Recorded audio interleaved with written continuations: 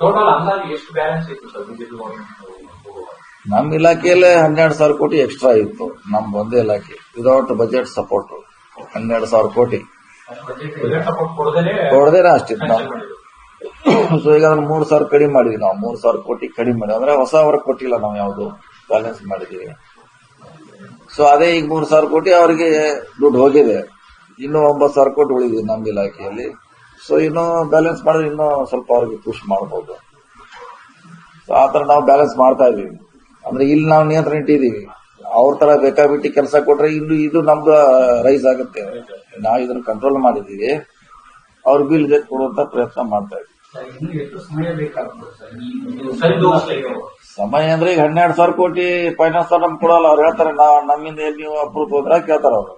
ನಾವು ಇದು ಸಾಕಷ್ಟು ಬಜೆಟ್ ಮೀಟಿಂಗ್ ಅಲ್ಲಿ ಚರ್ಚೆ ಆಗಿದೆ. ನಾವು ನಿಮಗೆ ಅಪ್ರೂವ್ ಕೊಟ್ಟಿಲ್ಲ. ನಾವು ಹೀಗಾಗಿ ಎಕ್ಸ್ಟ್ರಾ ಕೊಡೋ ಪ್ರಶ್ನೆ ಇಲ್ಲ. ನಿಮ್ಗೇನು ಕೊಡ್ತೀವಿ ಅದರಲ್ಲಿ ನೀವು ಬ್ಯಾಲೆನ್ಸ್ ಮಾಡಬೇಕು. ಅಂದ್ರೆ ಇವ್ರಿಗೆ 1,000 ರೂಪಾಯಿ ಕೊಡುವಂತ ಬಂದ್ರೆ ಇವ್ರಿಗೆ 500 ಕೋಟಿ ಕೊಡಬೇಕು. ಹಳೆ ಬೆಲೆಗೆ ಹೊಸದಕ್ಕೆ 500 ಕೋಟಿ ಕೊಡಬೇಕು. ಈ ತರ ನಾವು ಬ್ಯಾಲೆನ್ಸ್ ಮಾಡ್ತಾ ಇದ್ದೀವಿ.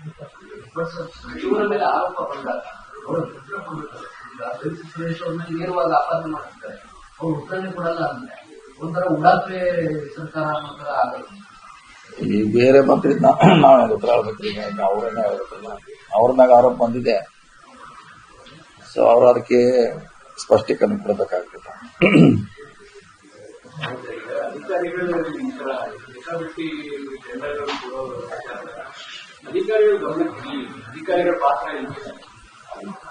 ಇಲ್ಲ, ಅಧಿಕಾರಿಗಳ ಪಾತ್ರ ಇಲ್ಲ.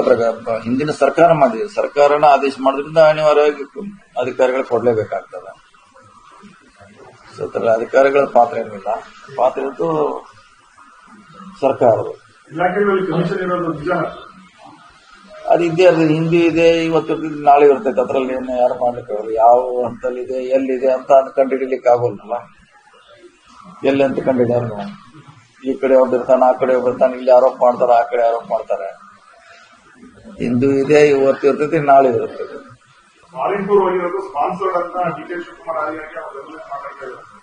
ಸಾರಿ, ನಾವು ಅದ್ರ ಬಗ್ಗೆ ಏನೂ ಹೇಳಲ್ಲ. ರಾಜಕೀಯ ಏನೂ ಇಲ್ಲ.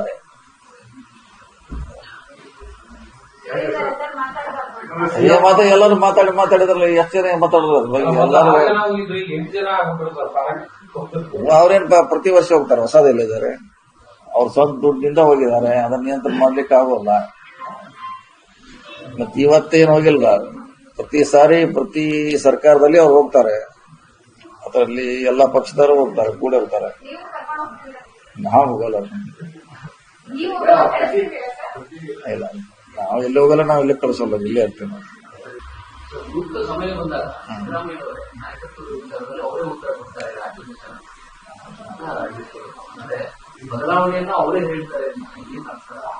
ನೋಡೋಣ, ಕಾಲ ಬಂದಾಗ ನೋಡೋಣ. ಈಗ ಯಾಕಿದೆ, ಕಾಲ ಬಂದಾಗ ನೋಡೋಣ.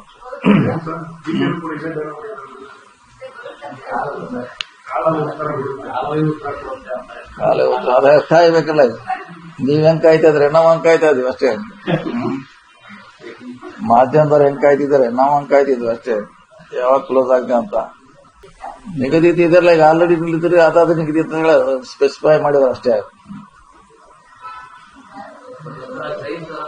ಒಂದು ಕಡೆ ನಿಮ್ಗೆ ಏನೋ ಒಂದು ಫಿಕ್ಸ್ ಮಾಡಿದ್ದಾರೆ, ಎಲ್ಲರೂ ಹೋಗಿ ಅಲ್ಲೇ ಕೊಡ್ಬೇಕಂತ ಹೇಳಿದಾರೆ ಅಷ್ಟೇ. ಅದ್ರಲ್ಲಿ ಏನಂತದ್ದು ನಿರ್ಬಂಧ ಏನಿಲ್ಲ. ರೀ, ನಿರ್ಬಂಧ ಎಲ್ಲಿದೆ?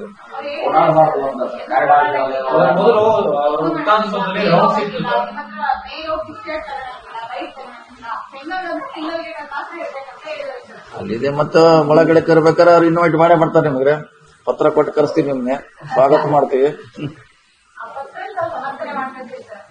ಇಲ್ಲ, ಅದು ಗೊತ್ತಿಲ್ಲ. ಅದು ಯಾವ ಕಾರಣಕ್ಕೆ ಮಾಡಿದ್ದಾರೆ, ಎದಕ್ ಮಾಡಿದ್ದಾರೆ ಕೇಳಿದ್ರೆ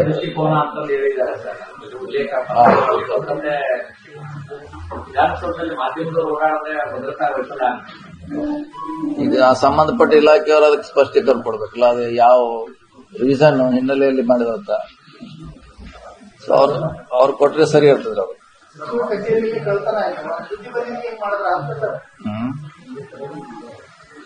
ಯಾವಾಗ್ರೆ